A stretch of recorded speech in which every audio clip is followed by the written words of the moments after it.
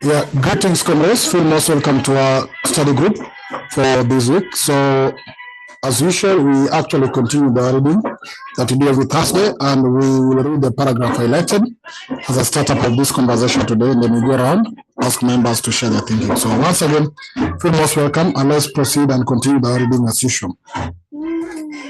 Let me, as usual, we will call members who are available to see who can be able to read for us the paragraph. Just only that one paragraph is what we want to discuss.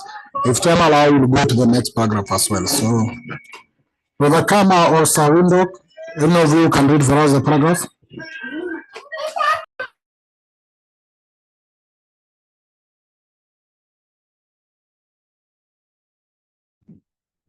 I'm greetings to everybody. Yeah, I'm driving. I cannot read.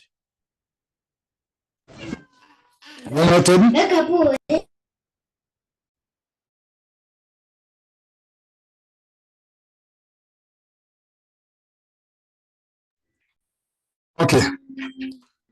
Let me do the reading.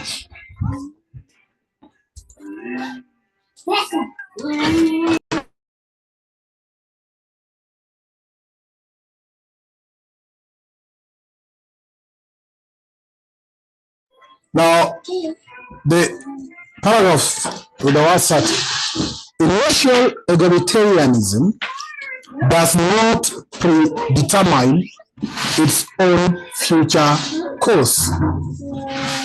Its course depends on facts of production and the social-economic relation. Socio-economic relations consequent on such facts. Initial egalitarianism can be perverted into a cruel and grasping social atomism, a barbaric free for all in which each man is said to be for himself and God for us all. This is the kind of course seminal in Aristotle's Egalitarianism. That's our reading. Of course,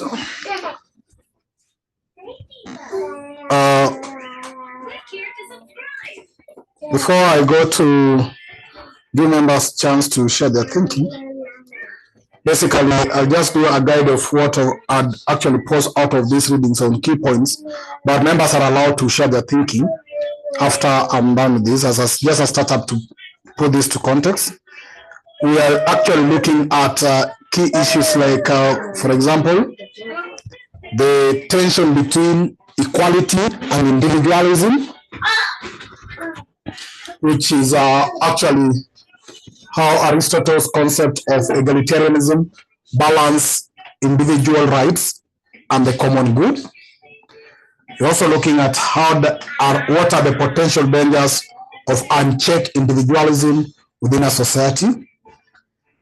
Actually, also looking at the role of social and economic factors. How does social and economic conditions shape development of egalitarian societies? What factors can lead to the perversion of egalitarian ideals?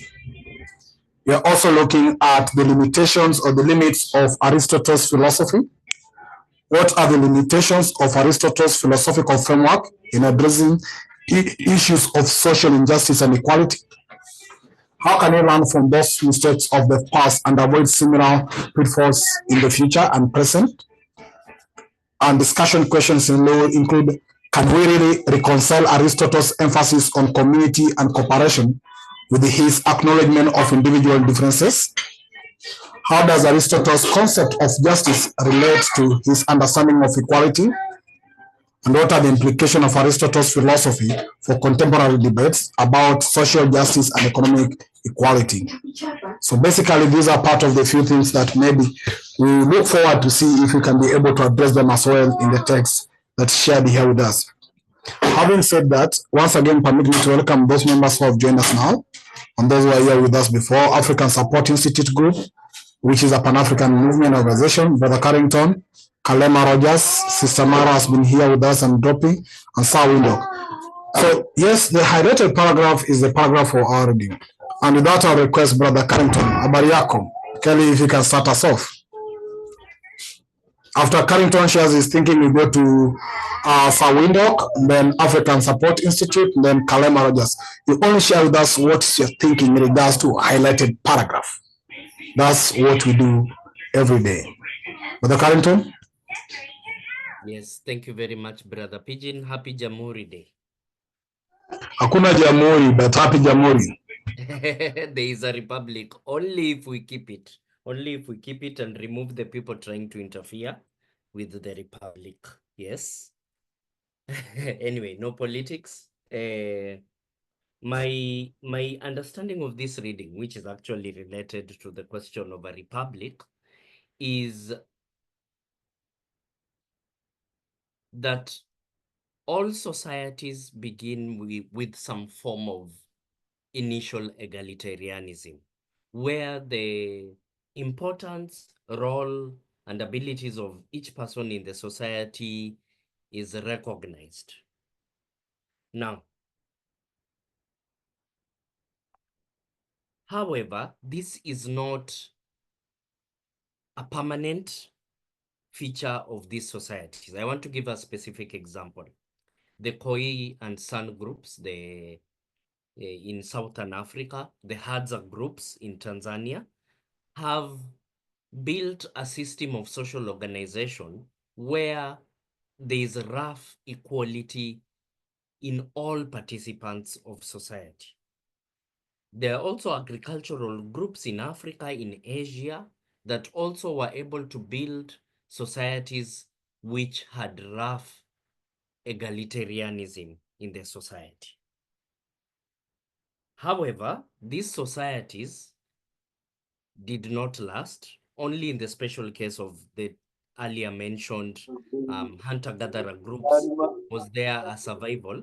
These other societies did not survive because of the factors of production, the concentration of the factors of production, for example, in the United Kingdom, for example, in Europe, for example, in parts of Africa, the concentration of the factors of production in the hands of the monarchy, in the hands of the political class, and in the hands of the religious class.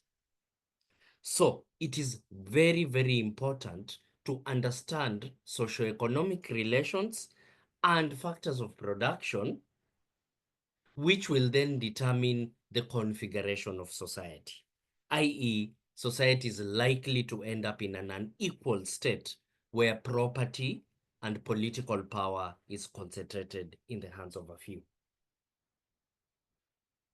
On the other hand, in the direct opposite of this, which is also destructive for society, you could end up in a situation where society is completely fragmented, completely split. Everybody is working for themselves, or at most their immediate families. And in a sense, some of the regimes of Africa are behaving in this manner, including the political class, pretending that there is a government when there's actually anarchy, everybody is working for themselves. And such societies are likely to breed disorder and chaos, i.e., they are likely to be anarchical. Now, where is the balance? I guess this will be the discussion for a huge part of the book, where you allow forms of individual freedoms, but also collective responsibility. Where is the balance? How will we get our balance as Africa? How can we be inspired by the ancestors, but also the writings of other communities around the world, for example, Greece, to get this? And this anarchy is the worry of Aristotle, but more so is the worry of Plato when he talks about the fact that democracies must always degenerate to anarchy, everyone for themselves. Yeah. So this is my understanding of the paragraph and the question it poses to us, that egalitarianism is not a natural, or if it is a natural state, it is not a permanent state. Thank you. So which one do you stand with? It's not permanent or it's not natural? So I personally think egalitarianism is natural, i.e., there is a tendency towards human beings to build, even in very, very small estates. For example, your estate where you live, Brother Pigeon.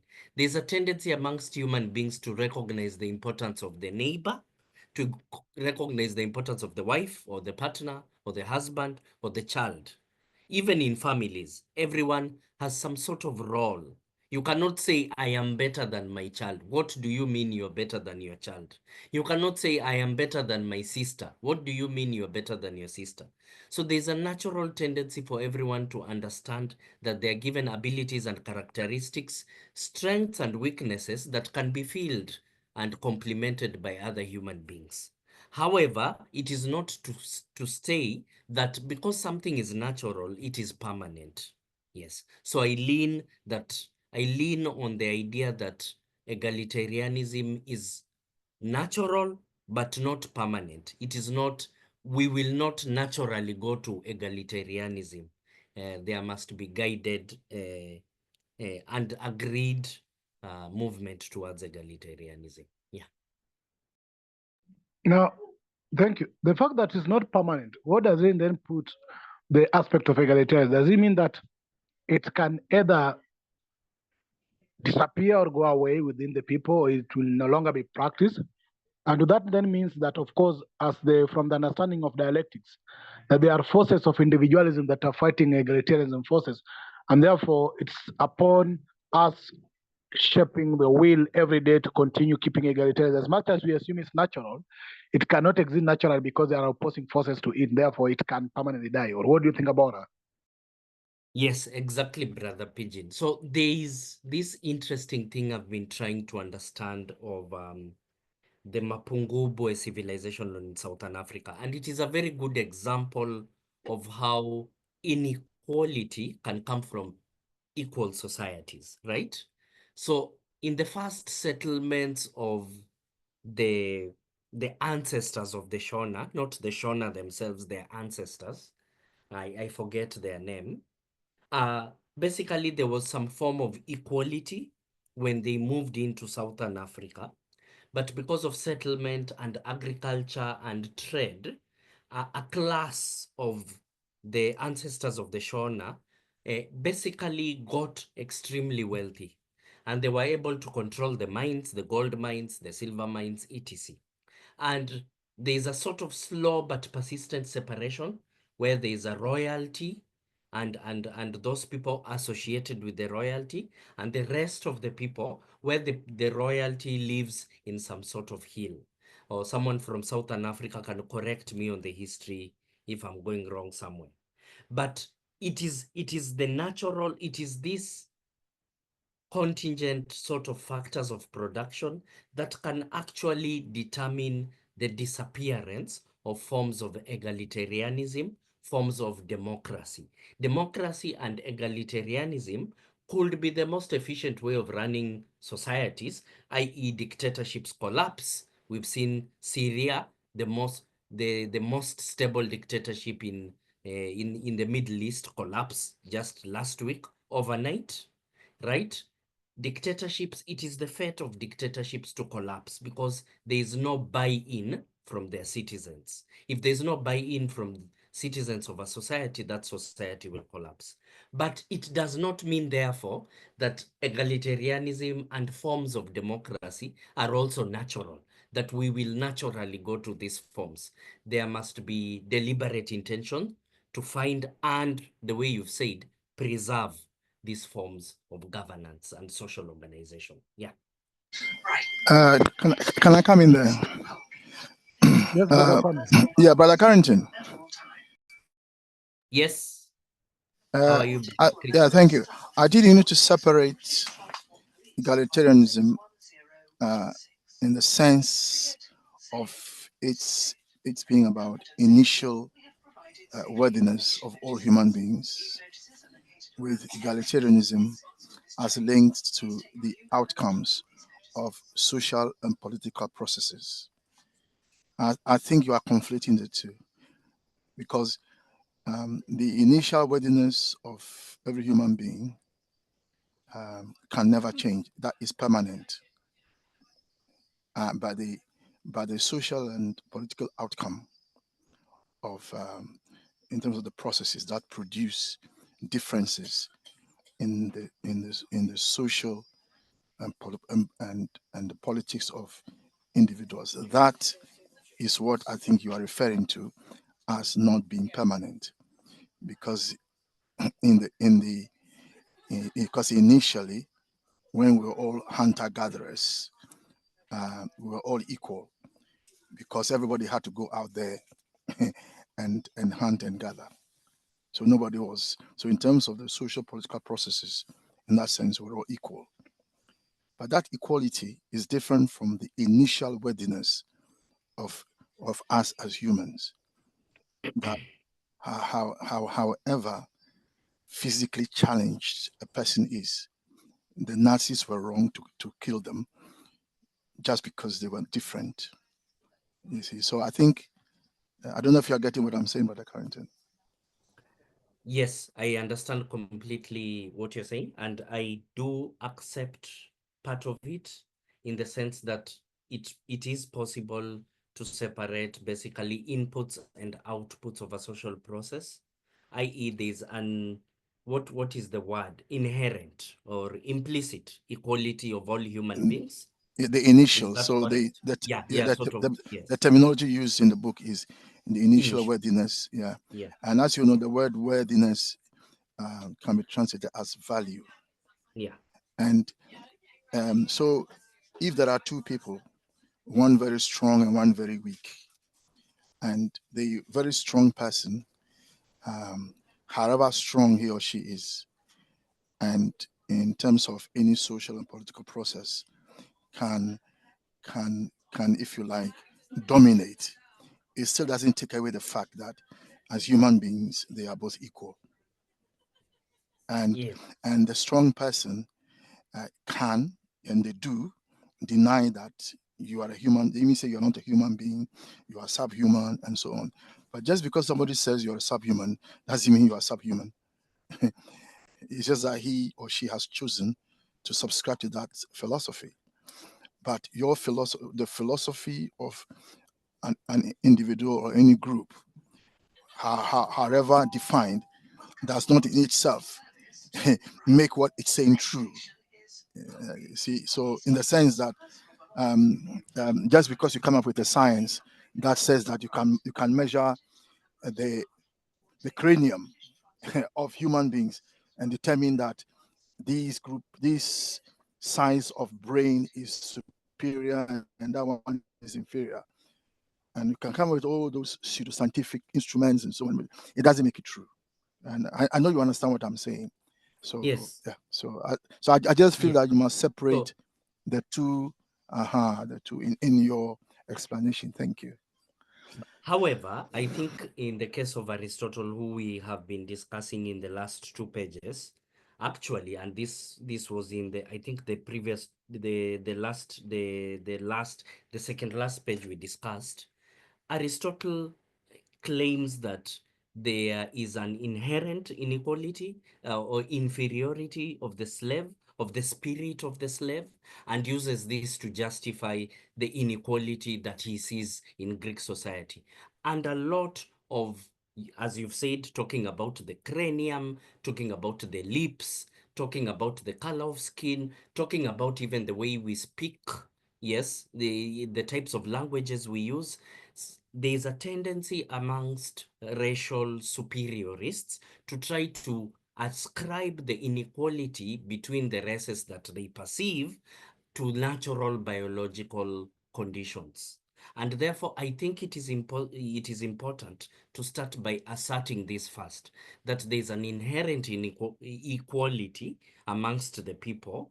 And then what do we do to, what social systems do we organize that recognize this fact? And even internally within societies, there is a repeated claims that and I think this is well documented, particularly for European societies, that the royal family had some sort of holy blood or special blood or something like that, that should not be mixed with the commoner's blood, for example. These are all semi-biological, pseudo-biological justifications for inequality. And there's a reason why people are doing this, because once you accept that there is a fundamental equality of people, it becomes very, very hard to justify unequal social structures. I think there's a connection. Yes, and I think you will recall that when we discussed Aristotle, we all agreed that he was wrong.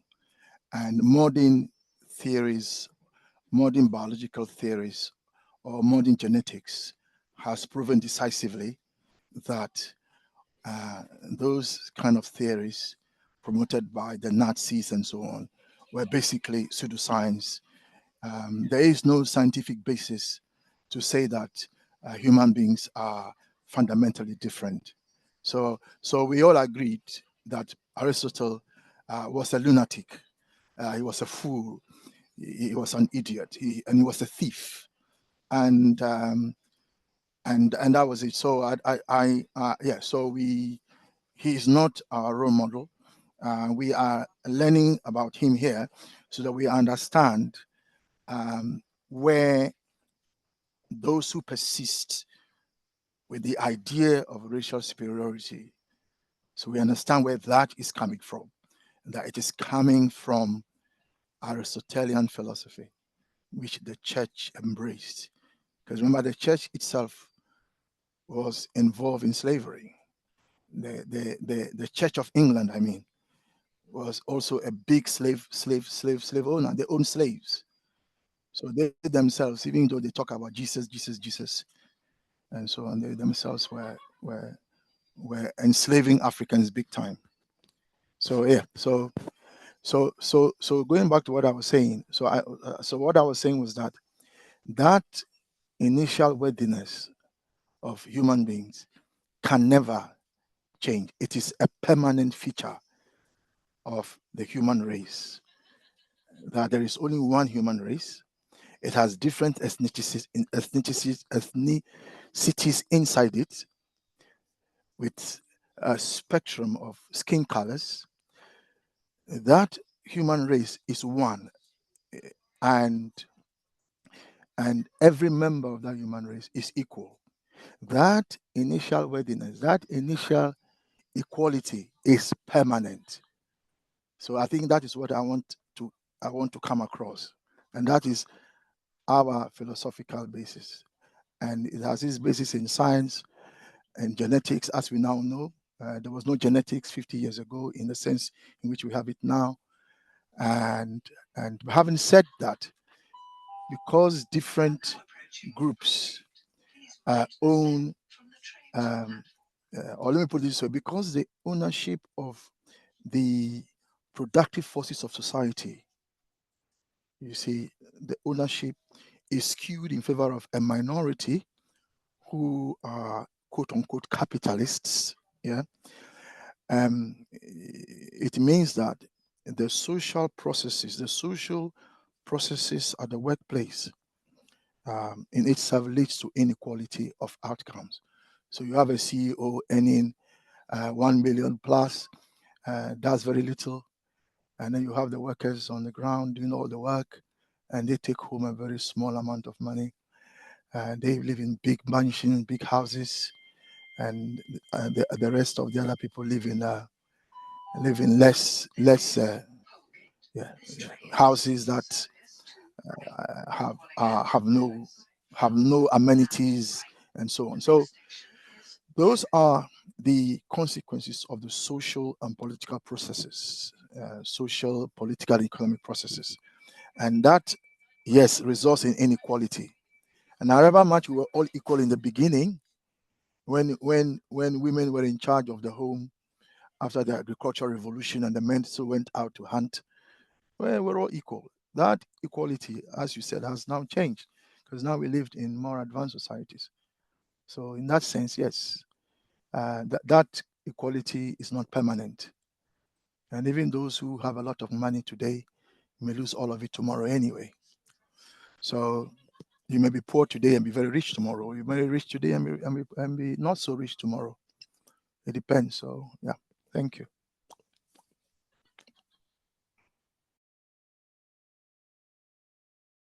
Okay, so thank you for Brother Kwame and Brother Carrington.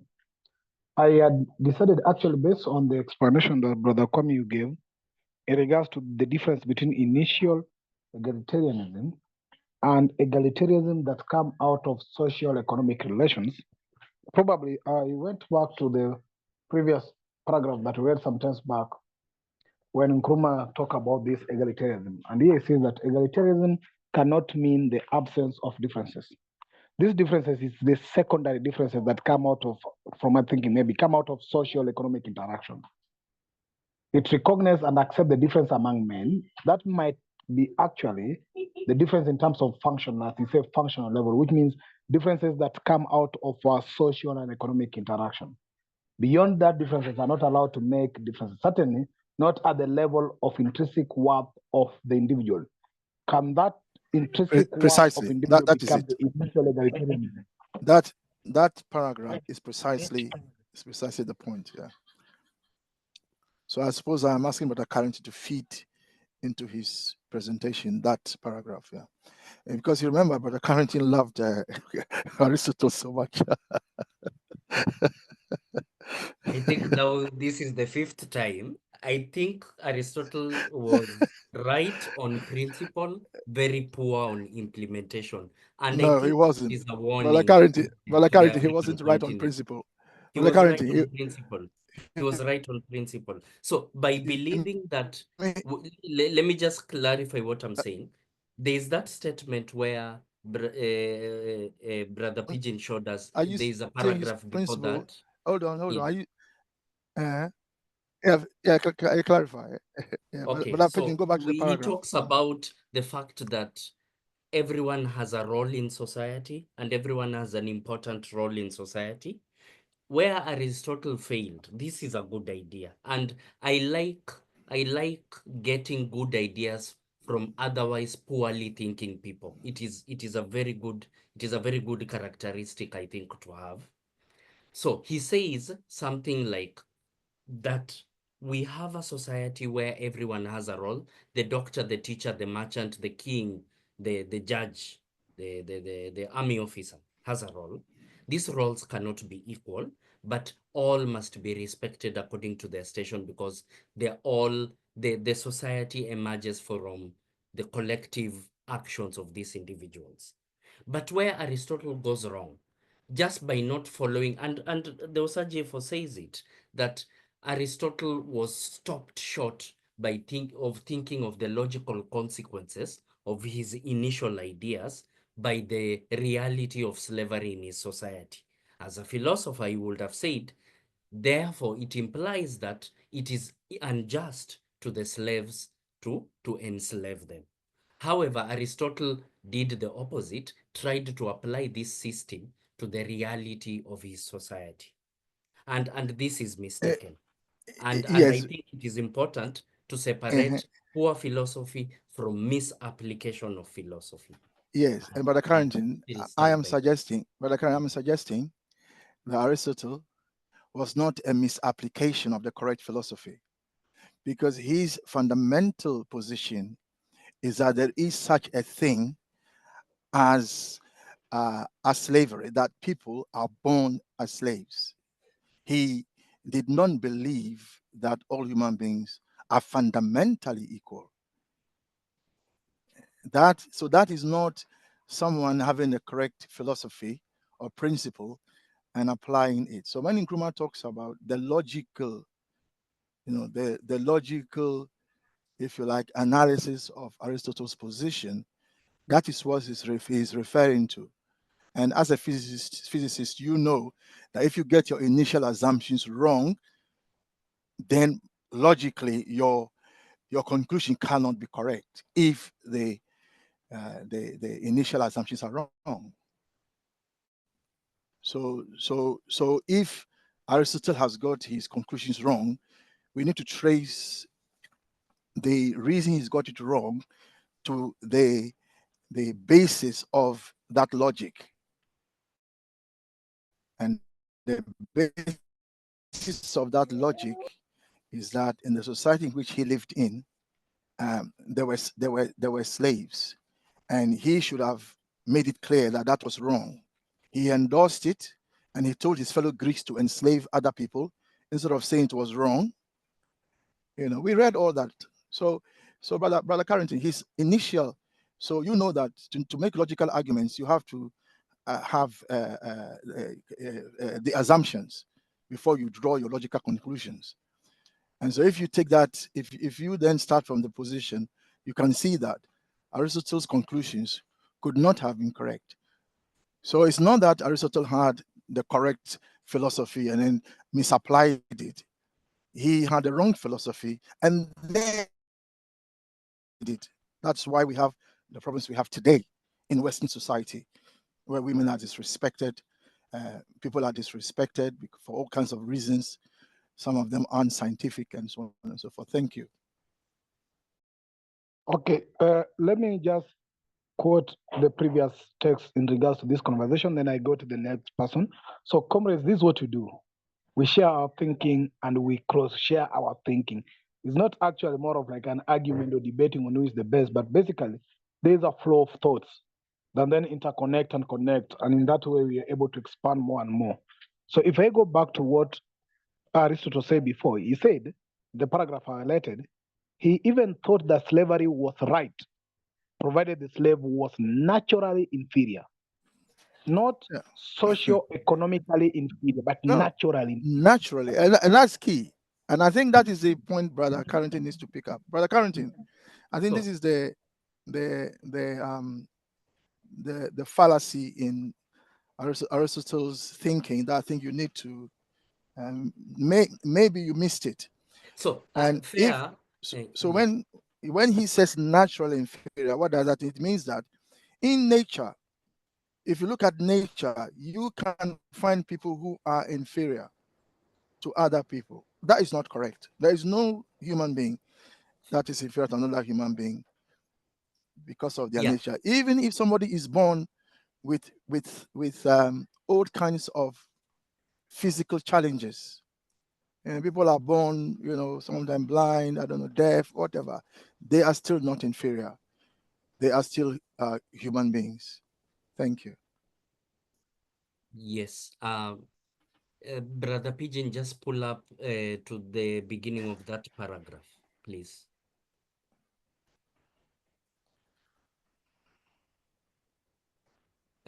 Above, I think the paragraph below, be above. But why are you missing? Why are you running away from this one? Aristotle was a champion of some form of democracy.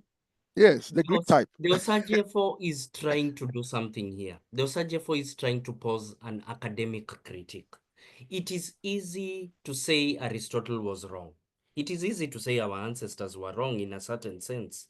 But I think it is more productive to say is that they were wrong here, they were right here. Let us pick up the right, let us suppress the wrong, and let us learn. And this is what the Osagefo is trying to do. So yes, I agree. Aristotle, and I did say it as an example, Aristotle naturally believed that some people are naturally inferior. And that was wrong.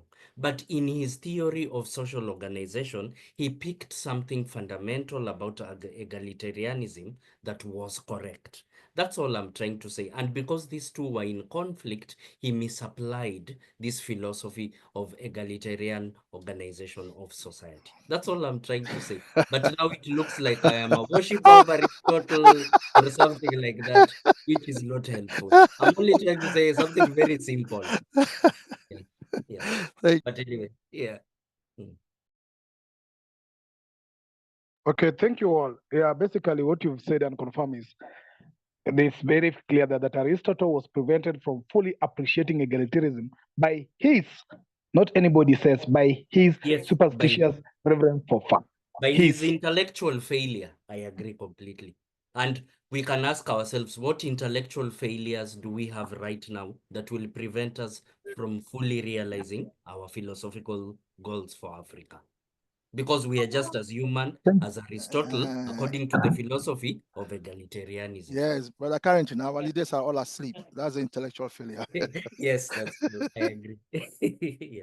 So let's proceed to, if you permit me, let me proceed to Brother Sir Windhoek. Then from Windhoek, I'll go to Brother Kama, Myra, Tapua. Pan-African greetings again. Please pass. I'm driving, and I will only be able to just listen in. Noted, brother. Brother Kama. Good evening, everyone. I think this is a topic for philosophers. I would rather listen today. No one is a philosopher here. We are all students of philosophy. So by At least joining you this class, you have actually been pass admitted to a through that philosophy class. school. You pass through the school, so allow me just to listen and learn today.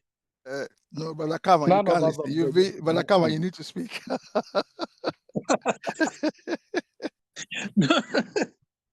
Let me listen. I'm enjoying it. Okay, but as a teacher, from where I sit, you have already been admitted as a student to this philosophical class. And as a student, you don't only listen, you also participate. So we have what we call a student-centered education, not a teacher-centered. So here is where the education or the teaching methodology is student-centered. And that's why we want to listen to you now as a student, for example, on what is your thinking to the text, which I believe you have ability to make some thinking and connecting something. Just try it. But on the other hand, Brother Pigeon, remember members can pass if they want. So allow him. Okay, with the help from Brother Kwame, let me pass. But next time, as a teacher, I will not allow you to pass. I'll be for a teacher to experience or to believe some sense of whatever you're teaching is passing or being taken in by the student. You expect the student to say something next time, not pass every day. You can go home and think, do I really have salary for something, right? Or I'm just teaching the nothing, getting into the students' ears anyway. But that's a light note. Sister Myra, and then Sister Tapua. Thank you. I kind of joined late, so but I think that for me, this paragraph is like a cautionary tale. I think Kwame is trying to tell us that a good concept that starts off, that has all the best intentions at the beginning, can be perverted or manipulated by the dominating class. And I think perhaps maybe that's what Brother Carrington is trying to say, that somewhere in there, there might have been some good, if any, but eventually that was corrupted by the quote unquote thinking class. And I think that we can also learn from it as African philosophers, that also, we have the best intentions as we are now, we are learning. But if we're not careful, our philosophy and our ideology can also be hijacked for the advantage or taken advantage of for the few, while the majority still suffer. And that can still be wrongly, but can still be justified by our philosophy, which at the beginning started out well. But so for me, it's a cautionary tale for all of us. Thank you. Okay, thank you. Sister Mara, when they insist on this aspect of depending on facts or production, the social economic relation consequent of such facts, what are the genesis of facts? There are many people who say this is a fact. Are those facts scientific, or these facts are mythical or practice of a society? I think facts can be subjective, or they can be objective. So again, people, for example, give an example. I'll just use an example, which Brother Carrington, I'm not knocking science. I also have a background in science, but it's just to say, just as an example, the European scientific fact has been universalized. right? All over the world. So at the moment now, currently, every scientific knowledge stems from the European reference. So that is the fact. But what about, there are other knowledges before? There are other knowledges in different cultures. There's a whole topic from Latin America of different knowledges. Are they not facts as well? But we know that through our history, we've learned through history that when the colonizers came to the colonized, they disregarded all the knowledges. They didn't acknowledge any of the knowledges or the systems that were of education or knowledge that were in place. But were they not facts in that culture? So it can be objective, can be subjective. Again, facts can also be determined or dictated by the dominating philosophy as it is now in the current world that we live in.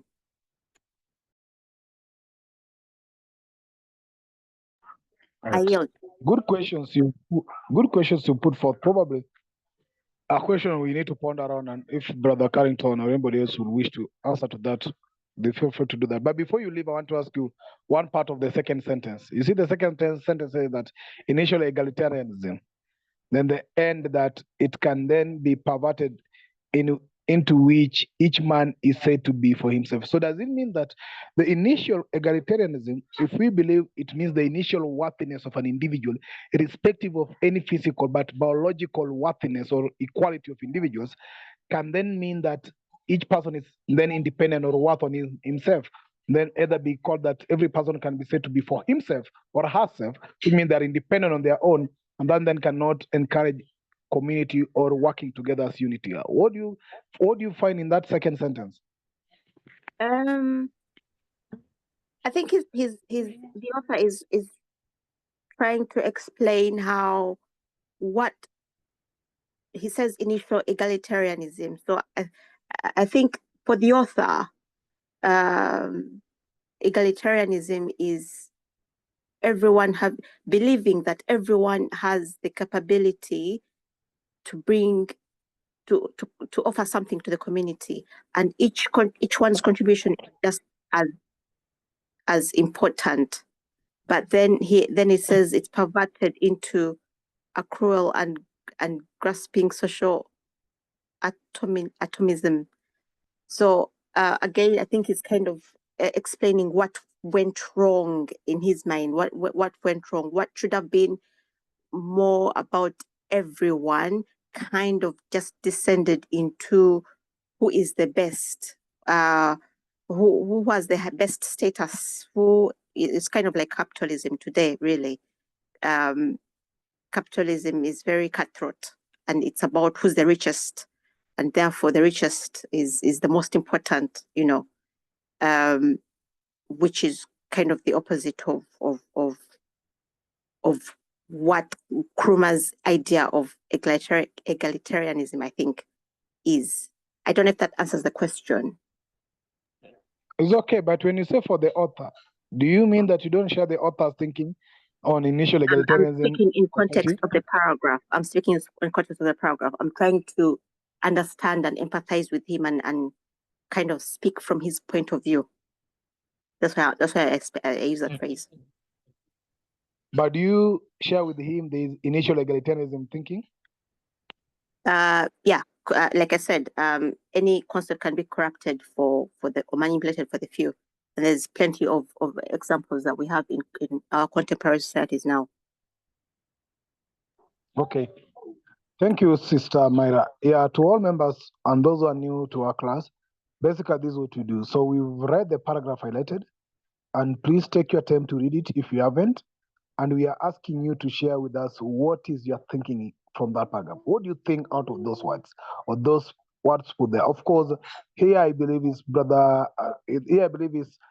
Nkrumah now speaking in that paragraph. So feel free to go through it as I go through the list. If I reach to you, please share with us what's your thinking out of the text. Sister Tapua?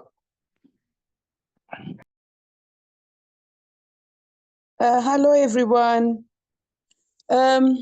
I've been getting in and out of the meeting. I'm hoping I'm going to last a few seconds. What I am getting from this is an understanding of the situation in which Africa found itself. Because initially, when the colonizers came, they appeared altruistic. They appeared to have come to give light to the dark continent. But as soon as the facts of production and the socio-economic relations were determined, then it became very clear that there was cruelty to it. It turned, it isolated people, it was barbaric, it was like a free-for-all, and in which each man was said to be for himself. So they would say, for example, that you're inferior, you're ignorant, but God is kind to us all.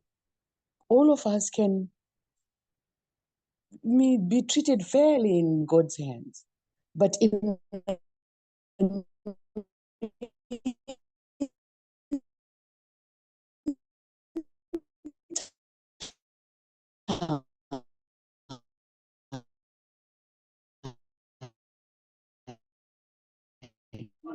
Mr. Tapua, we are losing you. Because of We are losing you, Mr. social Tapua. economic relations, periphery of what we're doing. Okay. And the colonialists there, sorry? Hello? Hello? Yeah, we were losing you. Can you hear me? Now you're okay. You can proceed. All right. Okay. So briefly, what I'm saying is, what I see here is a reflection of what has happened to us since the colonial time, and what has happened to us, what's happening to us now. Because if we look at what's happening to us as Africans on the ground, whilst on the one hand we say we're all equal, we're all Africans, human beings are the same, and so on. But when you come to the facts of production and the socio-economic relations, you just see the cruelty and the barbaric nature of how we treat each other. That's what I'm looking at here. And then the fact, that particular phrase that says, and God for us all. I mean, look at what's happening in the churches. Look at people and how they behave when they get into these, I call them clubs these days, churches, and they put their money together. They're looking after the person who's founded the church, but not the people who are contributing. And that's, for me, something to do with the unequalness of what they're saying or the experience of their lives. But what's coming out of their mouths is that we're equal. I think I'll end there for now. Yeah, sorry, can I come in? Yeah, can I come in there? Sister Tapua. Yes. Sister Tapua. Yes. I have a question for you because of your history lesson that you've just given us. Yes. When in our history did anybody come to bring us light? They say they came to give us light. When did they say that? By bringing the church first. They brought the gospel. But enslavement preceded colonialism. Yes, but it was a way of, see, the thing is, in order for you to subjugate a people, you have to make sure they're inferior first. Yeah, but what I'm saying is, I understand, but what I'm saying is that enslavement preceded colonialism. Yeah, that's what I'm asking you. At what point did they bring us light? Because enslavement was not because Africans were inferior.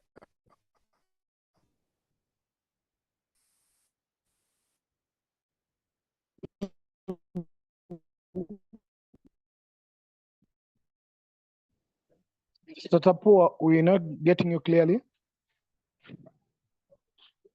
Okay. I know what Brother Kwame was asking is also very important, actually. Do you in the conversation? Your superior or your inferior? Right. Right. And I'm saying Sorry, my line enslavement went off. was not because Africans were inferior. All right. Right. Yeah, I'm sorry. saying Yes, enslavement sorry, was my not line was because, off. Yes, go on. Sorry, Sister Tapo, carry on. right. Okay. I'm saying enslavement is not on the surface saying Africans are inferior. Yeah, that's why I asked you the question I asked you, because you started off by saying, in order to bring us light. That's what I'm asking you. When did they bring us light? Because enslavement was because Africans were strong and they could endure and they could transform. They could transform the land that other groups could not. So Okay. that was the reason. So all it right, wasn't because right. they Let were me put inferior. That's the point. And Right. it's not. It wasn't because they didn't get any light. They had all the Right. light they needed. That's Okay. the point. Can I come in? Can I come in and say, Yes. when I say to bring us light, And which it's light? it's supposed to be in quotation marks. Yeah, which They did light not did? bring us light. That's why I'm asking you. Which light did they bring? That's what I'm asking you. Religion, their beliefs, their way of doing things. Yes, but if you look at the letter that was written by the Portuguese king to Yes, King, the Belgian king. The Belgian yes, king, yes. yes, it didn't say they were bringing them light. That's not what the letter says. The thing is, the letter would not say that, because some of the letters that were written were asking how Africa does not have prisons. What is happening here? They did not quite understand. But in order to exploit us, they then came up with this plan that we're bringing enlightenment to you. Then I don't think you should be repeating their lies. That's what I'm trying to point out. Okay, that's why I'm saying I should have put that in quotation marks. Yeah, you shouldn't be repeating their lies. Yes. Anyway, thank you. I just wanted to clarify that. Thanks. Okay, Sister Tapua, you can proceed.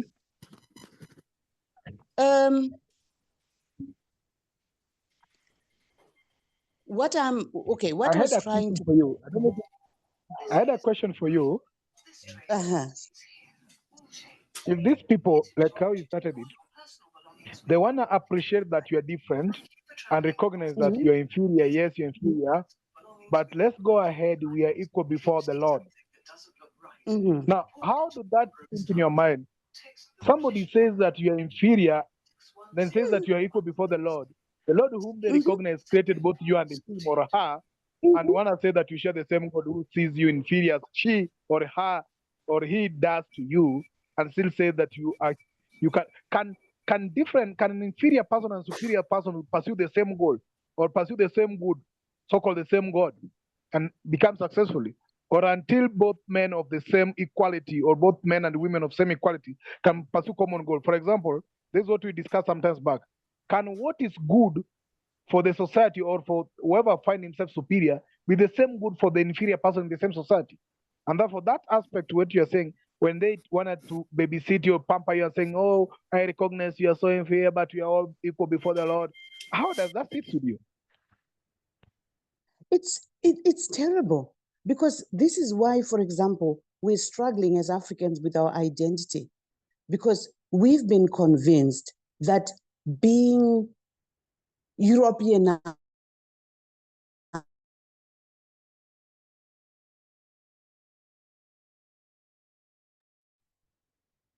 So, Tapo, I'm losing you again. I know you are having network issues, so probably you will have to try to work on is arriving with. Oh, okay. Am I okay now? I'll come back to you. I'll come back to you.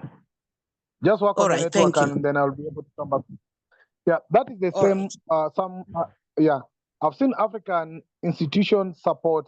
I've actually put in the chat, and I'll go back to you. I'll come to you, African institution support, on your topic on whether the historical a context of Greek society is not equal or the same with African context today.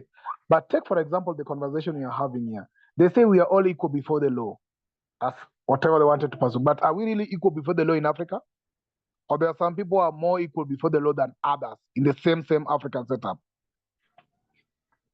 African Institution Support. Please feel free to introduce yourself or your real name. We'll give you opportunity to do that. And probably you can say briefly what your African Institution Support is about, and then kindly share with us your thinking in regards to this text, and probably also what I've raised, if you are able to do so. African Institution Support. Are you able to unmute yourself and share with us your thinking?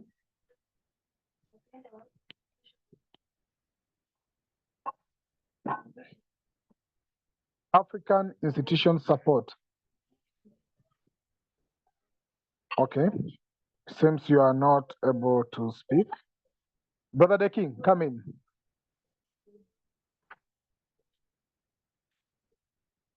Brother De King? Oh no, Brother De I'm King, can on you- another call, please. So I'll Okay, can I pass? Okay.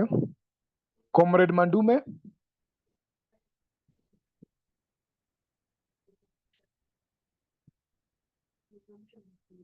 Comrade Mandume, please share with us your thinking. And probably feel free to introduce yourself.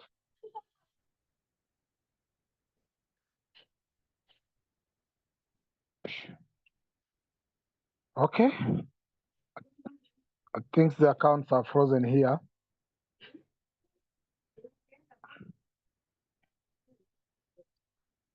Okay, we wanna come back.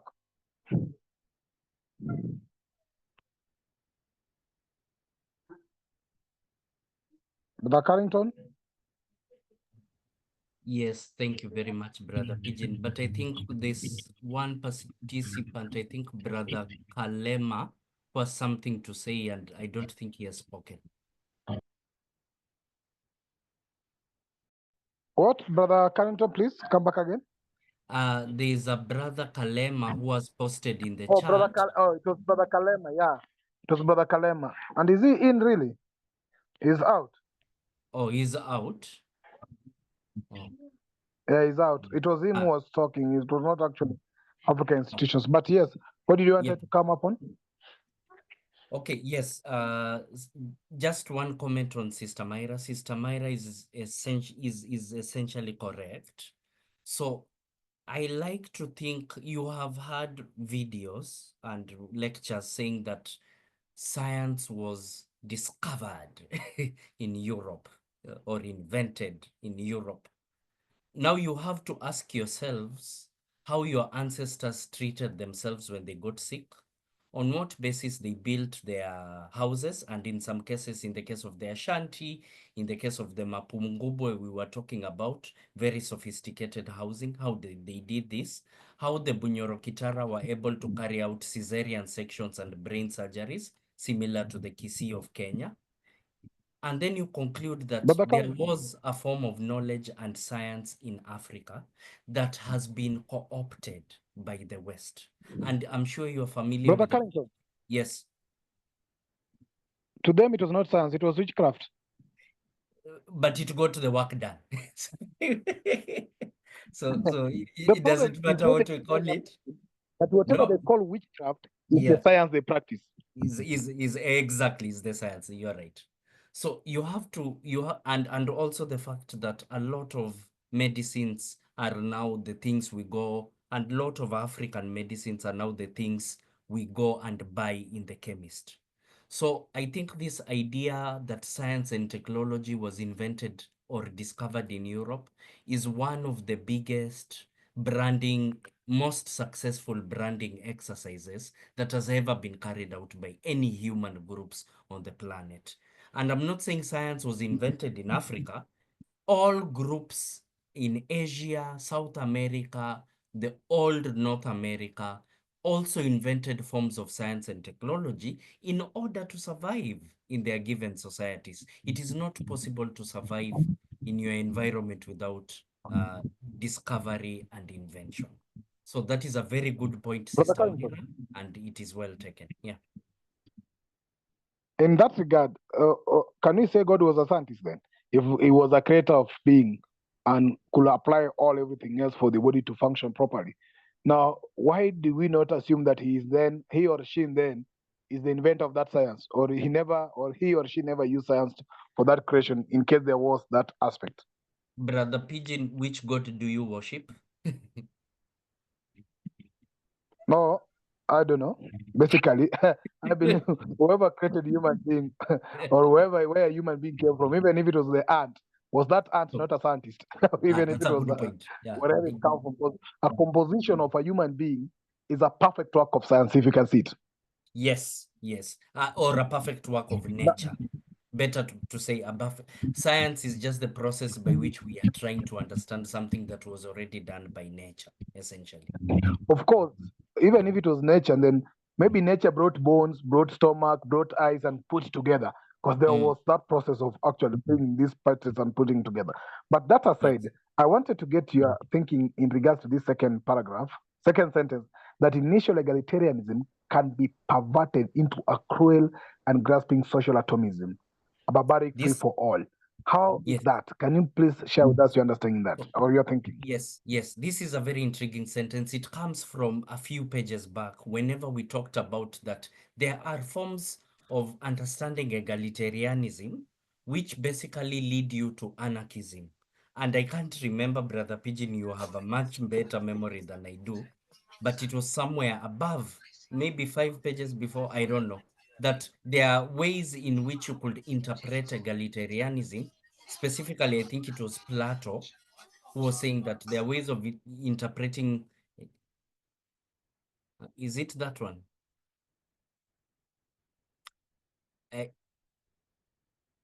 Yes. So egalitarianism could come from individualism. I am a person just like you, and we are equal, but we are equally individual, and therefore we can stand on our own 2 feet and we can depend on ourselves. And this is the political extreme of egalitarian individualism, if you want to call it that. So I think that danger persists. There is a form of collective egalitarianism that is maybe more helpful, but yes, that danger definitely persists of fragmenting of society.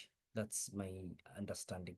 But I would invite Brother Kwame and other people, Brother Coco, Sister Myra, Sister Tapua, to give their ideas.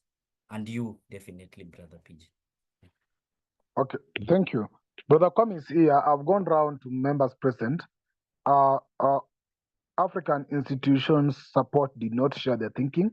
I don't know if they are still in a position to do that. African institution support. And Comrade Mandume have also not been able to share their thinking. They have not unmuted themselves or anything else. Sister Mera has joined us now. Sister Ida has joined us now. I don't know if Sister Ida, you can contribute to the text that is highlighted. I think I'll have to hold on a little bit. So sorry. Thank you. Yeah, thank you. Noted. Mandume, can you be able to unmute yourself and share with us your thinking? Okay. Please, Mandume. Brother Kwame, I hope you're in a position to share with us your thinking, but I'm interested in the second sentence, the third as well, which says initial egalitarianism can be perverted into a cruel and grasping social atomism, a barbaric free for all. Can you please help me understand that? Brother Kwame? Yeah, sorry, I was changing trains, so I missed what a lot of you said in the last few minutes. So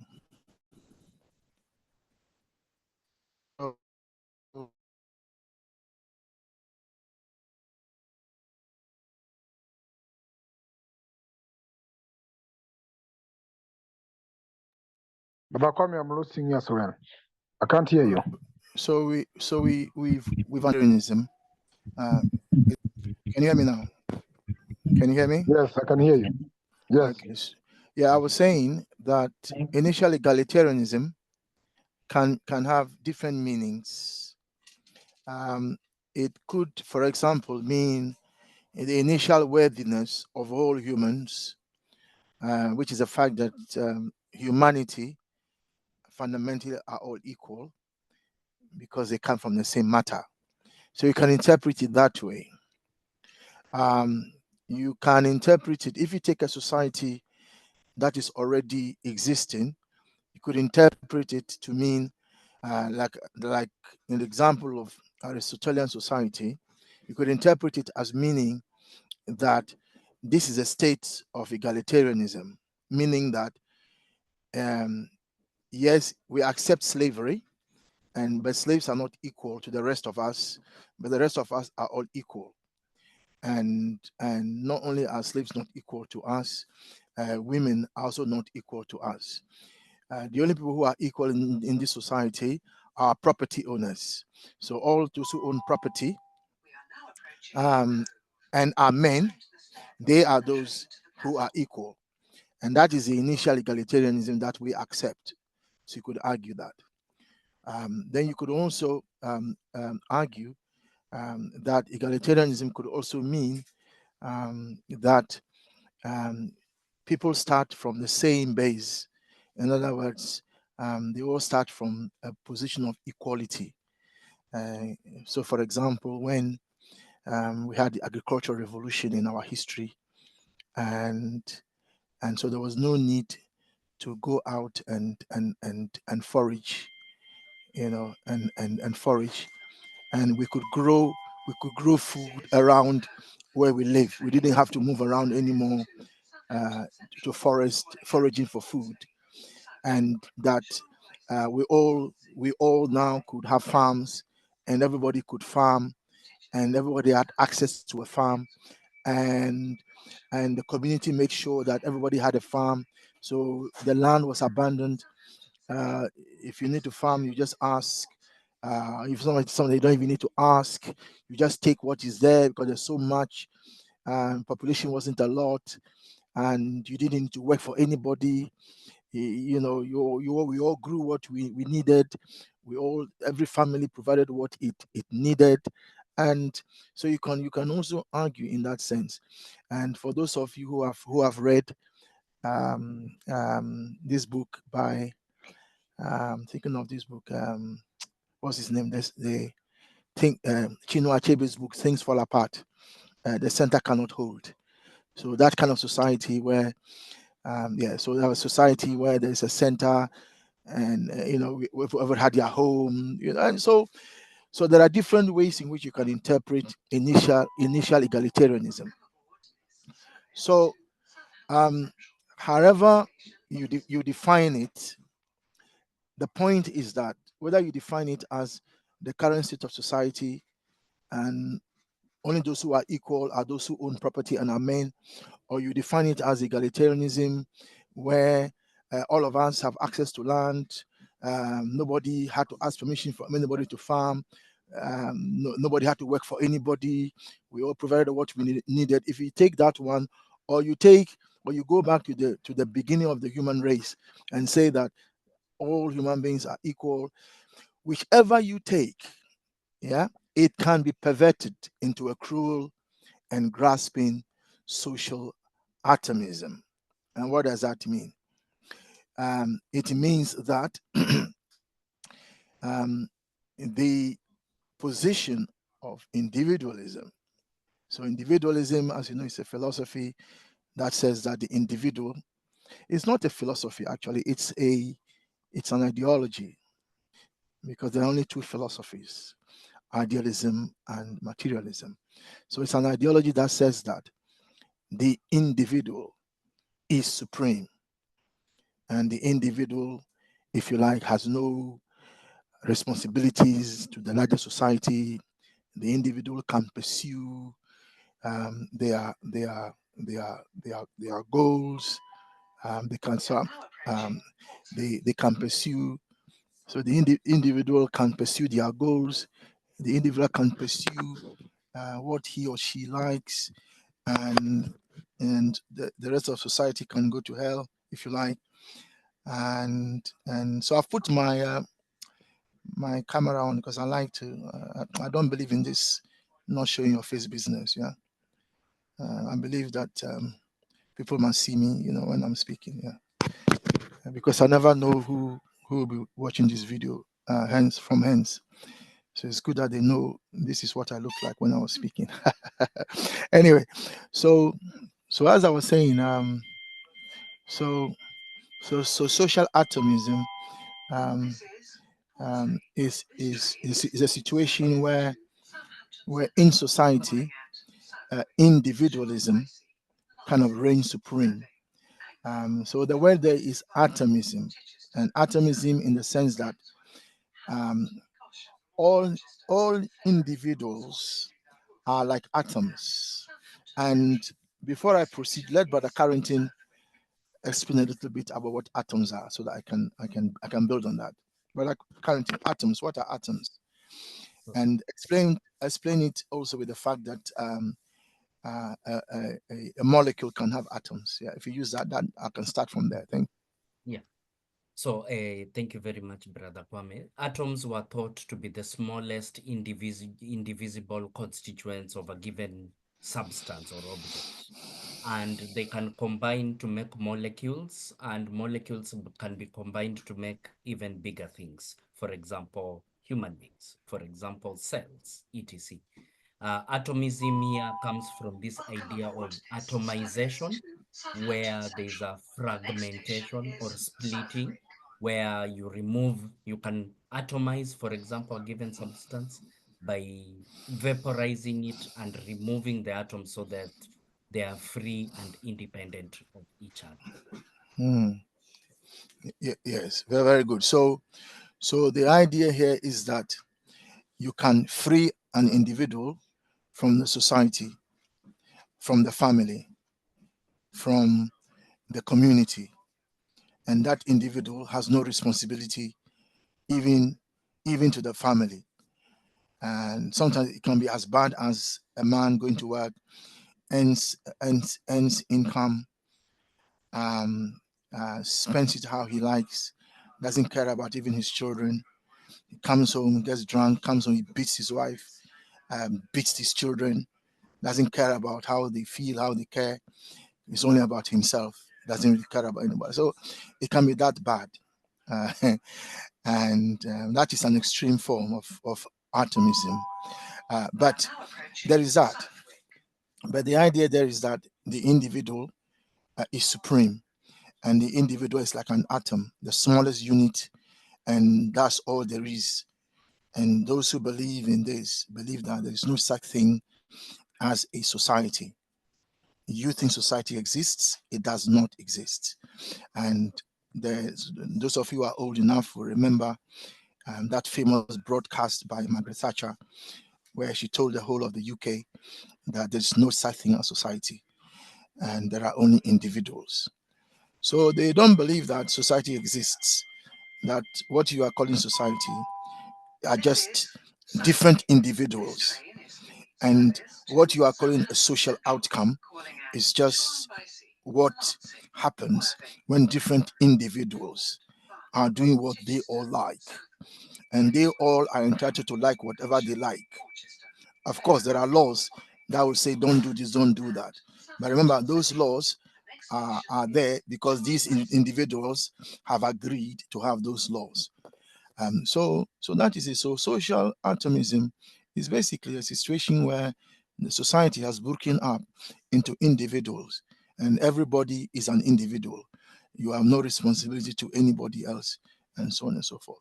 So that social atomism is a grasping one in the sense that now these individuals own the means of production, and their goal is to amass wealth.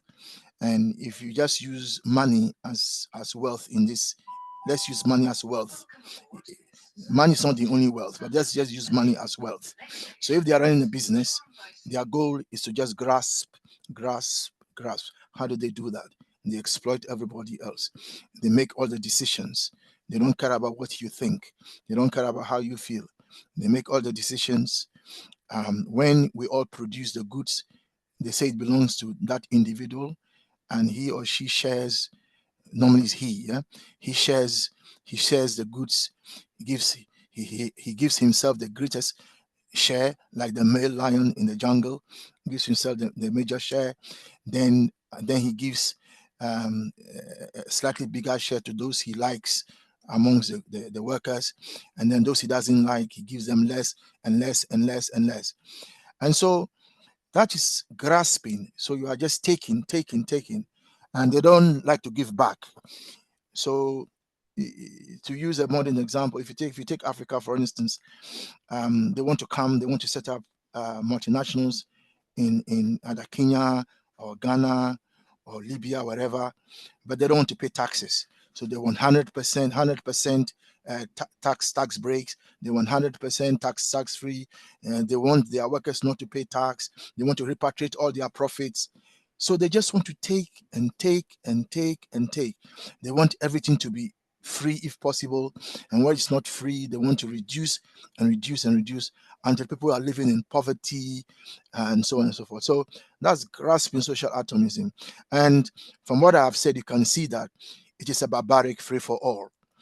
Yeah. So in Africa, you have Malawi competing with Kenya for who can give multinationals the best deal. Then you have Malawi and Kenya competing with Ghana to see who can give the best deal to the mining company. And then you have Ghana, Malawi, and Kenya competing with Burkina Faso as to who can give the best deal. And so there's a race to the bottom. And so the result is that they come in, they mine, they take it all away, they repatriate profits, nothing is left behind, and it's just barbaric and free for all. And if you don't like it, they will kill you, they will murder you, or they will get your friend to kill you, like Campore killed this guy. What's his name? The guy who was killed at 33. The guy became president, the former president of Burkina Faso. But Pigeon, what's his name again? The young man that was murdered by his friend. And interestingly, his Sankara. Yes, Sankara. So they killed, like they killed Sankara, and Sankara was killed by his own friend, and that friend was looked after by Sankara's family, and they played football together. And yet, when he was given money by France, he didn't hesitate to assassinate Sankara. So that is a situation in which, so that's barbaric free for all, every man for himself, and that's what the situation is. And nobody cares about you. Nobody cares about how you feel. Nobody cares if your children are not in school. Nobody cares if you don't have access to drinking water. They just don't care. And so you go to church, and it's God for us all. We all go and pray, kumbaya, kumbaya, and pray to God to look after us. And then the politicians will come to the church and ask the pastor to bless them and say hallelujah, praise the Lord, and all that.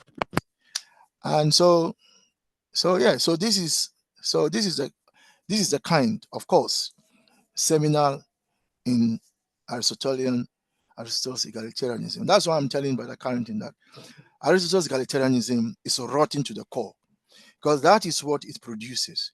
The kind of society in which we live, that Mr. Myra was alluding to, that is the kind of society. And we heard Sister Ida last week telling us that he did not believe that these people have any good, that they have any intention for good for society.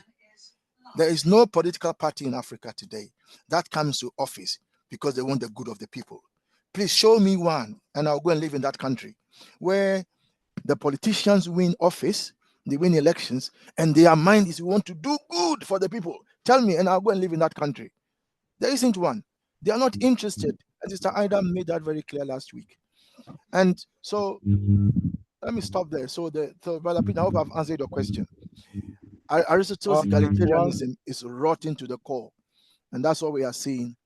And what you are seeing in Syria, in Ukraine, in Russia, in Israel, in America, basically, that is Aristotle's egalitarianism. Run mad, run amok, just causing confusion everywhere. Thank you. I'll pause there. Brother Kwame, I've answered the question. Yes, Brother with hook. In a few years to come, I think you will come live in Namibia. That's why we have created the All African Assembly. Yeah, is to good, look after the good of the society. good. And Yes. I will shortly start to see the results. Please, I Watch, will. watch Yeah, this page for more. Yeah, I'll contact you privately. Yeah, So you sure. see how I can apply and maybe get a passport or whatever. And I'll, first of all, I'll come and visit, because now Sure. you have a woman as president. And interestingly, brother, Ghana has just elected President Mahama, and his Yeah. vice is a woman. And then people are saying, "Oh, Ghana is such a good example," da, da, da. But they forget that Sierra Leone had Salif. Salif. Yeah. Yes, and Namibia has your president, and then we have Tanzania, also a woman. So Ghana is behind. I mean, as for America, the least said the better, because I don't think those guys understand gender equality. So whether it's a black woman, a white woman, they don't want a woman as president. So America is far behind. It's one of the most backward countries in this world. People think because of their technology they are advanced, but when it comes to the moral, morality, America is so backward. It's amazing. Anyway, yes, brother. So, brother Window, yes, I will visit. Thank you. And China is technologically more advanced than America. Yes, the way things are going, yes. Yeah. And that's why they are very unhappy, and they think Trump can solve it. But I don't think Trump can reverse nature. Okay. Thank you. Okay, we are moving to Saturday. Thank you for leading us to Saturday in advance. But of course, just to let members know, there's a pattern building in Kenya, and his philosophy and ideology is consciousism. So probably we will try to see how we'll make consciousism into practice. For the first time, I'll be defending the philosophy and ideology on Tuesday before the panel of the registered political party, so that I can become the professor of philosophy to lecture them that there are only two of them. There are only materialism and idealism. The rest of them are so yeah. So, brother Pigeon, as you know, you have everything it takes to defend constantism. So we are behind you and we support you. Thank you. Thank you. But I wanted to bring this context, this conversation to home on practical aspects, because I was engaging some few of my friends on the society and that's being run in the political context in line with this egalitarianism. First, there's a topic coming out in the continent that's very hot between equality and equity. And this has been seen in egalitarianism from the angle of gender. Remember very well, there has been actually inequality perceived in terms of gender, leave alone the disability and there is the physical inequalities, but the inequality in terms of gender has been an issue. Some have been pursuing social or gender equality. Some have been talking of gender equity. How do this sit in the context of egalitarianism? Which one is which? Sawindo, I see your hand is up. Do you have something to add on that? Because there's a question, of course, I'll also pose. Not on the question, but I wanted to make a comment on what you said, or I have a question for what you said earlier, Bra Kwame. This guy who killed Sankara, what is his name again? Blaise Compaoré. Yeah, Compaoré. Compaoré. By the time he had to kill Sankara, I would say he was in a state of social atomism, and he was only thinking about his personal interests rather than societal good. Will I be right to think like that? I want to add on a rider before maybe we respond to it. Now, on that level, when he was thinking of maybe instead of social atomism, which I believe I support, did he choose that position out of fear or out of a free will? Like some people were saying that Aristotle's thinking was either out of fear to die because Socrates had died. How do you think, as you in line with the question you're asking, whether But wasn't Compaoré, was he Blaise a soldier as well? I'm asking. He was. Yeah. So how could he have been afraid? He was a soldier like his friend Sankara.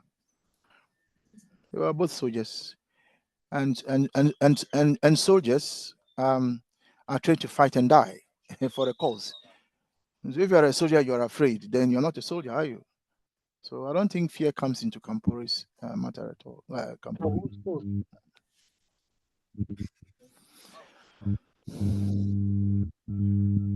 For whose cause is a soldier trained and die? I'm saying soldier, if you're a soldier, you go to your job as a soldier is to die. That's why you go as a soldier. I mean, what else are you go to defend and to defend and die if you have to? You when you are a soldier, you have signed that you are prepared to provide the ultimate sacrifice for your country. That is why you're a soldier. If you don't want to die, why do you go and be a soldier? Brother Kwame, that comes in context of to whose cause are you to defend and die for? Because as the mistake that we have to correct the conversation is on whose cause the soldier takes the action to die and defend. And sometimes you realize that on the cause of the president. Sorry, I'm not hearing you properly. There's also the Tano is speaking, so I'm not hearing you properly. But if I gather what you are saying, you are asking, on what basis can we say that a soldier, when he becomes a soldier, is in effect taking an oath to die for the cause? Is that the question?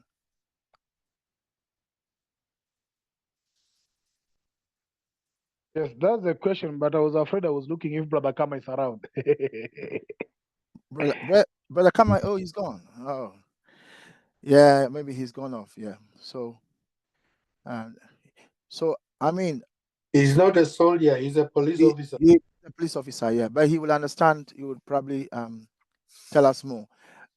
So if we come to traditional African society or society, today, when there is brother Pigeon, when there is the stealing of cows, yeah, in Kenya, yeah, it does happen, doesn't it? People go and steal cows. What is it called? Where they go and steal cows? They're saying they're rustling cow. They call it cattle rustling. Cattle, yes. So when that happens, and then men say we are going to defend and take back our cows, what are they saying? Aren't they saying? What are they saying?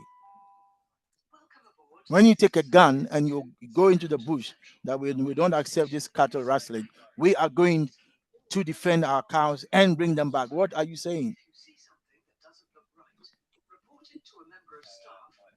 We are prepared to die for the defense of our cattle. Yeah, that's what you are saying. Isn't that so, Brother Pigeon? That's so. Sorry? Yeah, that is it. Yeah, so even at that level, that's it. That's what you are saying. So when the idea that soldiers must run a country, that is not why soldiers are trained. Soldiers are not trained to run a nation as administrators. That's not their job. But that's a different matter. So in Burkina Faso and so on, that has happened because the administrators are not doing their job properly. And in the military, people are trained to be administrators too. In the military, we have lawyers, we have doctors, we have all the professions in civil society. You have all of them in the military. You have engineers in the military. You have all the groups in the military. So technically, the military can run society. Technically, yeah, that's if they have the right people in place. But it's a hierarchical organization. So, but ultimately, as a soldier, your job, when you go in the military, your job is, I'm not talking about the civilians who work for the military, because there are civilians who work in the military. I'm not talking about those. I'm talking about soldiers, those who carry the guns and are ready to shoot and be shot. I'm talking about those, yeah. I'm not a military person. If somebody's military here and understands it better than I, please come in and explain. Thank you.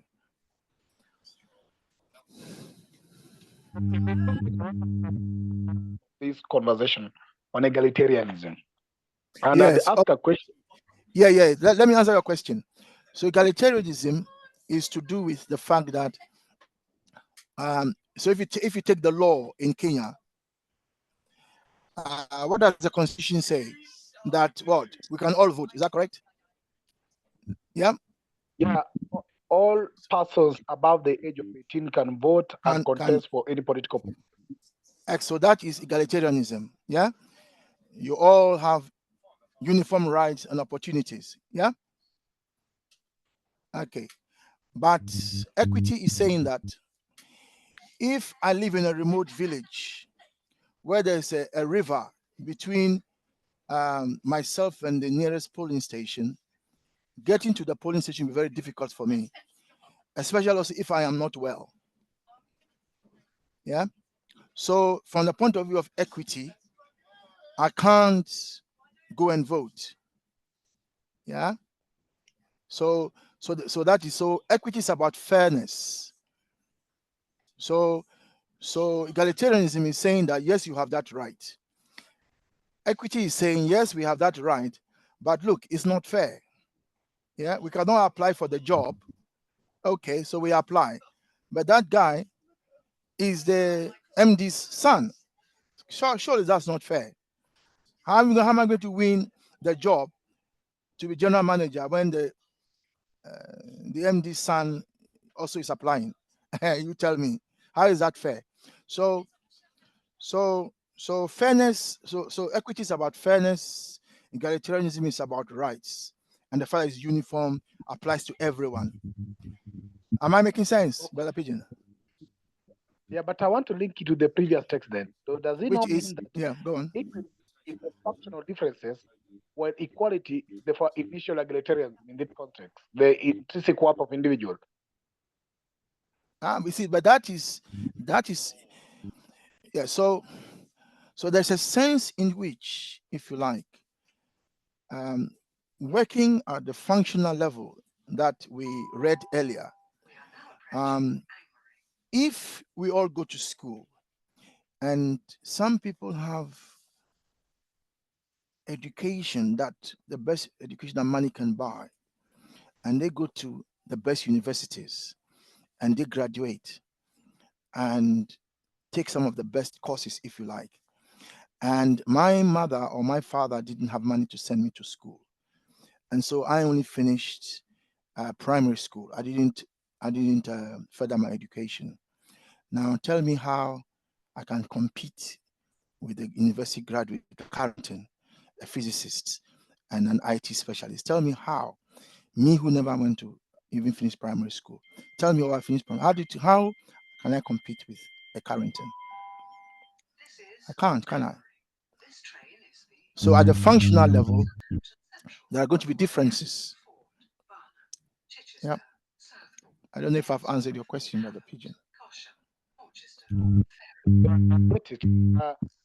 So it's at functional level, because the social which is the socio-economic relations in a society, which this paragraph is referring to. Yes. So those are the facts of production, that a Carrington can produce a website where I can go there and ask questions about the Constitution of Kenya and get responses. He and his team can design that kind of website. I did not finish primary school because my parents were poor. I can never produce that. So yes, there's egalitarianism in the sense that if we all want to go to school, we can. But in terms of equity, it's not fair. Even the starting point is not fair. And that is why there is the argument that there should be free education, even to university level. And there was, if you recall, there was initially, when we got independence, there was free education up to university. And then it was removed by those who benefited from it, claiming that there's no money to educate everyone. Thank you. There's this element of each man for himself mentioned in this paragraph. I think it's a practice that has gone into us as a society in the African context, even to date. Because when you listen to conversations sometimes I have with my friends within the shop and teaching them about our society. For example, there's a bill that is being proposed in Kenya. Over a period of time, over 40 years, the government of Kenya had practiced what they call a central government system. So whereby there were no devolved or state governments. Unlike now, we have state governments, call them counties governments. So in the unified government system, the central government system, all the revenues of individuals were going to the national government, and the national government could allocate the revenues based on their wish. And most of the time, it was based on the presidential wish. And the president tended to favor the region or the community he comes from. He goes extra mile to actually appoint and the region where he has the most concubines. Sometimes maybe like if the president is a concubine guy, like some of our president today. So anyway, he ended up appointing people in government who also come from probably his region or his tribes. Then this becomes ministers and the rest. And therefore, allocation, for example, roads, transport, and the rest could go to where the ministers also come from. In this way, there was an unequal development in a country. And over a period of time, it was more of like injustice or unjust for each citizen of a country to contribute their revenue while they cannot be able to enjoy the government services. Now, bearing in mind that the region where the resources goes more ended up developing the expense of the region where there were no resources. Now, there was an argument and a bill that was proposed, and I think Brother Carrington is aware of this, now where a community, the community that had enjoyed community from Brother Carrington, now they were proposing, proponent, that there should be a bill to introduce to call 1 man, 1 shilling. So 1 man who has 1 vote should also have 1 shilling in, which means the allocation of government should be equal. But then the people who are disadvantaged over a period of time while these people are developing ask a question. Now, how can you introduce equality now of 1 man, 1 shilling, and 1 vote? Well, you are already far away from where I am. So if we say that we want to distribute resources in the country based on population, now do you factor in the historical injustices that puts my population, my community to where we are today at the advantage of your community? How do you then run such a society? And that is the biggest debate even up to date. Yeah, so the simple answer to that, Brother Pigeon, is that society must sit down and work out a solution that is fair to everyone. I mean, that's a simple solution. Let's sit down and let's work out a solution that is fair to everyone. I mean, let's put it very, very, very, very simply, because what you are referring to is equity. It's not egalitarianism, it's equity. So that's a simple solution. No, but 1 man, 1 shilling, 1 vote is more of like egalitarianism, equality of all, in terms of equality of your vote, equality of everything else. Yes, but what I'm saying is that even if you introduce 1 man, 1 shilling, Brother Pigeon, because some groups are far ahead already, even if you introduce that, they will always be ahead. If that makes sense. So yes, so you need, that is why in the UK here, there's a law called the Equalities Act. And in that law, there's something called positive discrimination. And basically, it means that if a particular group have been disadvantaged in the past, an employer can put in place structures to make sure that they can also compete like the advantaged groups. It's not used a lot by a lot of companies, but it's there in the law. So that is different from negative discrimination, which you recall was a big thing in America, because America had a similar law, and it was removed because of problems with it. But to cut a long story short, society has to sit down and come up with a solution that is fair to everyone. There is no big.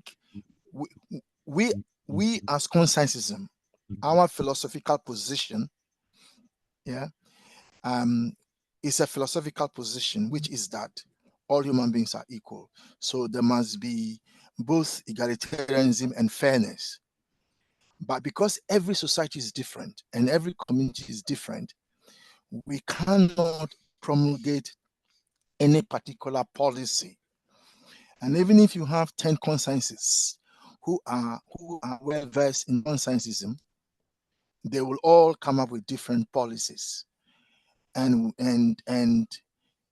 so on. So we have no quarrel with the principle of egalitarianism and equity. However, there will be quarreling when it comes to policy, because Brother Carrington, even though he's a conscientist, sorry, but I'm using that as an example, may belong to the group that have benefited a lot. And naturally, he would not like his group to be disadvantaged in any new dispensation. And then Brother Pigeon, again as an example, who may come from a more disadvantaged group, will also not want his group to be disadvantaged and want more resources to go to his group. You understand? And then Sister Myra, who also is a woman in this sense, will also want whatever happens more to go to women. So if it's among themselves, which is, and rightly so, because now we are talking about policy. Yeah, we're talking about policy now. And when it comes to policy, there will always be differences. Yeah, but we all agreed on the principle, but the policies will be different. And this is where we need to talk as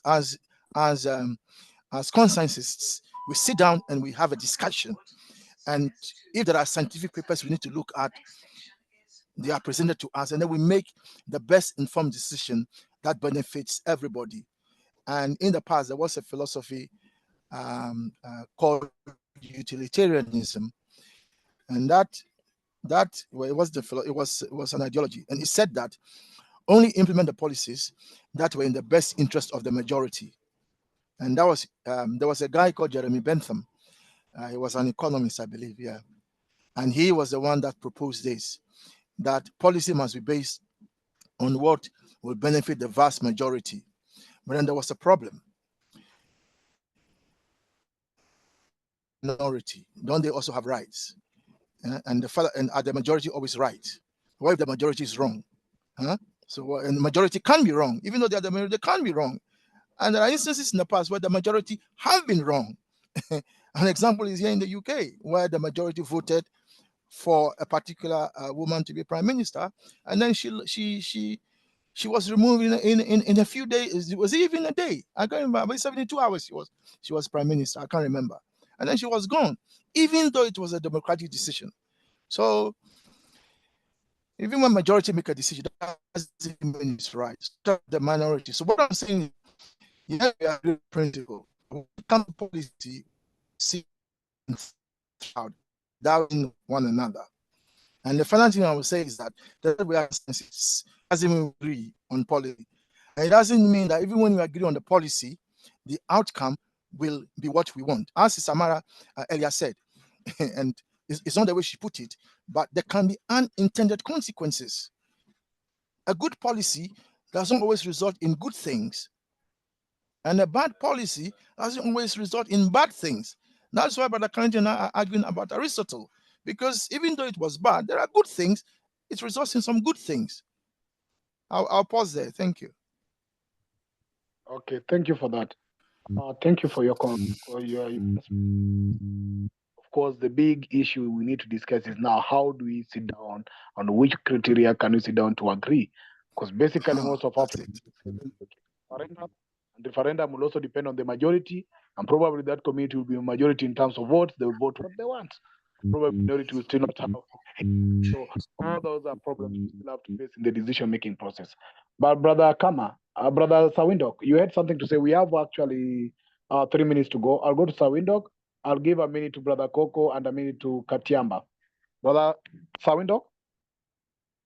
Brother Kwame, the UK equality bill that you talked about, would it easily or loosely be equated to what we have in Namibia as affirmative action? In America, it was called affirmative action. Oh, okay. But in our equalities law here, it's called positive discrimination. Okay. Okay, in my party, my party is also called affirmative action. I have affirmative action model in me. Party structures. Okay. Let me start. Uh, uh, now, I mean, we are go.